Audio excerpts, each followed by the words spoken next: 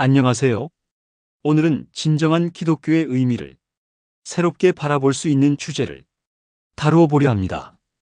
대부분의 기독교 역사를 다루는 내용들은 주류로 자리 잡은 세력들을 중심으로 기술합니다. 하지만 여기 우리가 다 알지 못하는 기독교 역사가 또 있습니다. 제가 다룰 내용은 신학하시는 분들도 잘 모르는 내용이니 참고만 하시기 바라며 진정한 기독교를 이해하는데 조금이라도 도움되시기 바랍니다. 정확한 내용을 더 알고 싶으시면 브로드벤트의 순례하는 교회나 폭스의 순교사라는 책을 참고하시면 좋을 것 같습니다. 숨겨진 교회사에 관한 내용이니 한번 읽어보시기 바랍니다. 자, 그럼 시작해 보겠습니다. 혹시 카톨릭을 큰 집, 개신교를 작은 집으로 인식하고 계시는 분이 계시나요? 아마 기독교에 대한 정확한 정의를 모른다면 아마 이런 인식이 옳은 인식일 겁니다. 하지만 알아야 할 것은 하나님의 역사를 우리 판단으로 모두 분석할 수 없고 정보는 항상 한정적입니다. 우리는 단편적으로 카톨릭, 개신교 이런 식으로 서로 분리되어 있는 듯 보이는 단어를 가지고 생각할 뿐 하나님께서 교회사 가운데 어떤 역사를 행하셨는지 제대로 알지 못합니다. 종교개혁이 어느 날 뚝딱 카톨릭에 대한 반발심으로 생겨났다고 생각하시나요?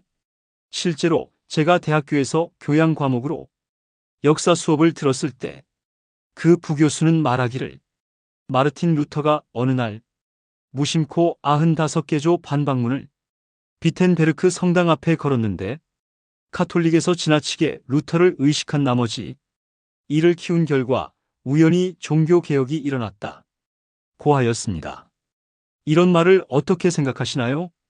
여러분, 이게 오늘날 하나님을 모르는 역사학자들의 관점입니다. 그들은 모든 것이 우연하게 일어나고 역사는 우연의 일치라고 주장합니다. 이분이 되게 무식하게 느껴진 게 대부분의 역사학자들은 인류에 일어났던 모든 일들에는 배경이 나름 존재하기에 그 배경을 가지고 강의하는 모습을 많이 봅니다.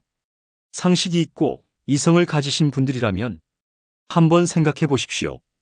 1차, 2차 세계대전, 산업혁명, 금속활자의 발명, 동서독의 통일 등 인류에게 일어났던 크고 작은 사건들. 이 모든 게 우연히 일치로 일어났나요? 진짜 역사를 알고 인류의 발자취를 유심히 관찰한 사람이라면 위와 같은 몰상식한 발언을 할 수 없을 겁니다. 초기 기독교가 로마의 국교로 승인된 후 카톨릭의 등장으로 서양은 1000년 동안 암흑기를 거칩니다. 이때 모든 분야에서 서양은 동양보다 몇백 년 뒤떨어지는 수준으로 삶을 살아가게 되었습니다. 무려 1000년의 기간 동안이나 서양은 비참한 삶을 살았습니다. 1000년 후 성직 부패, 교황권의 약화 등 종교 내부의 비리와 성경으로 돌아가자는 르네상스의 부흥, 인쇄술의 발달 등 인문, 사회학적인 모든 배경이 갖추어진 상태에서 도화선에 루터가 불을 붙인 결과일 뿐 아무런 조건이 갖추어져 있지 않았는데 개혁이나 혁명이 일어날 수는 없는 것입니다. 그럼 종교개혁의 외부적인 배경을 제외하고 내부적인 배경을 한번 살펴보도록 하겠습니다. 이 내용이 오늘 진정한 기독교를 이해하는데 큰 역할을 할 겁니다. 4세기 로마는 밀라노 칙령과 테살로니카 칙령으로 이전까지 박해해왔던 기독교를 로마의 유일한 정식 국교로 승인하게 됩니다. 모두 알다시피 이 일을 계기로 카톨릭이 탄생합니다. 카톨릭은 초기부터 박해받던 기독교인과 세상 권력을 탐하던 정치인들, 기존 여러 종교에 종사하던 사제들과 같은 사람들이 기독교로 유입되어 기독교는 원래 색깔을 잃어버립니다. 초기 기독교인들은 속물 정치인 그리고 이방 종교의 종교의식과 사제들이 들어와 원래 기독교 신앙에 참 의미를 발견할 수 없었습니다.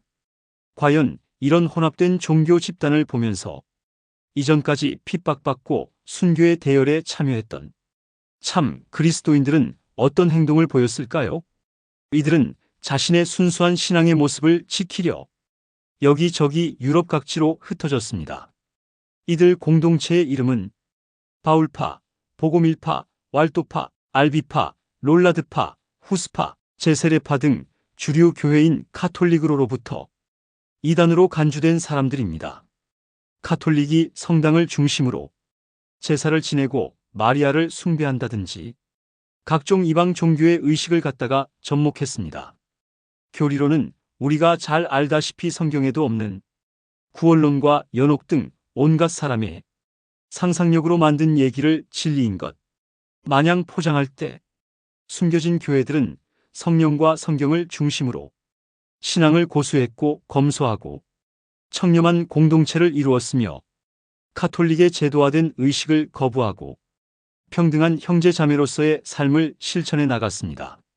자신의 삶을 포기하고 당시에는 거의 개념조차 희미했던 선교에도 열심이었죠. 혹시 어디서 많이 본 모습 아닌가요? 바로 이들이 훗날 루터나 칼빈 같은 종교 개혁자들에게 큰 영향을 미칩니다. 카톨릭은 이들을 끝까지 추적하여 핍박하고 이단이라는 오명을 씌워 화형까지 시켰습니다. 그들의 가르침을 왜곡하여 이단으로 몰고 이들의 역사를 삭제하는 등 세상의 역사가 보여주듯 승자의 입자에서 이들의 모습을 기술하였습니다. 폭스의 순교사라는 책을 보면 카톨릭이 얼마나 악랄한 방법으로 진짜 기독교인을 처형하고 괴롭혔는지 알 수 있습니다. 카톨릭의 핍박을 피하여 이들은 알프스 산맥 등지로 이동하여 북유럽, 서유럽 국가의 국민성에 상당히 좋은 영향력을 미칩니다.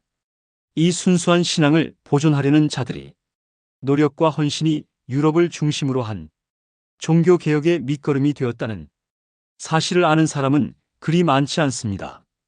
카톨릭의 모습은 기존 각 나라들이 가지고 있는 이방신들에 대한 제사, 기복주의, 신비주의 요소가 다 혼재되어 있는 상태였고 기독교의 전유물인 성경마저도 라틴어로 번역된 성경을 사제들만 보았기에 일반 성도가 성경을 읽는 일은 불가능했습니다. 그런 모습을 가진 형태의 종교가 과연 기독교인가요? 오늘날의 스님이 들고 있는 묵주를 돌리며 기도하는 모습, 마리아 형상을 숭배하는 모습, 결혼을 금하는 것, 과연 이런 카톨릭의 모습이 기독교가 말하는 영생, 생명과 무슨 관련이 있나요? 개신교는 훗날 루터교, 장로교, 성공회 등으로 모습을 나타나지만 그들은 카톨릭을 고쳐서 나온 입장이라 카톨릭의 형식을 그대로 차용한 경우가 많습니다. 영국의 성공회의 경우 헨리 8세가 자신의 불륜을 정당화하기 위한 수단으로 만들어진 종교 집단인데 이게 기독교와 무슨 관계가 있단 말입니까? 기독교는 도대체 무엇을 말하는 종교이길래 이런 모습의 형태를 띤 교파가 버젓이 기독교 교단으로 존재한단 말입니까? 기독교는 하나님이 말씀하시는 생명과 구원을 다루는 곳이기에 이런 교파와는 무관합니다. 보이지 않는 그리스도의 몸이 교회이고 하나님께 대한 신앙을 가진 자들이 그분의 지체입니다. 카톨릭이나 개신교나 하나님이 말씀하시는 생명과 구원의 문제를 다루지 않는다면 다 종교라고 보시면 맞습니다. 물론 그들 가운데서 숨겨진 몇몇의 성도들이 신앙을 고수하는 사람이 반드시 있습니다. 그래서 우리는 함부로 판단할 수는 없지만 적어도 그런 게 하나님 원하시는 모습은 아니라는 것을 성경을 통하여 알 수는 있습니다. 하나님은 숨겨진 교회들을 통해서 사도행전 이후로 계승된 기독교의 참 모습을 이어오고 계셨습니다. 오늘날 보이는 개신교의 모습이 원래 기독교의 모습이 아님을 아시길 바라며 영상 마무리하겠습니다. 교회는 보이는 화려한 건물이 아니며 참 신앙을 가진 자들이 참 교회라고 성경은 말합니다. 부디 신앙의 참 의미를 다시 새기셨길 바랍니다.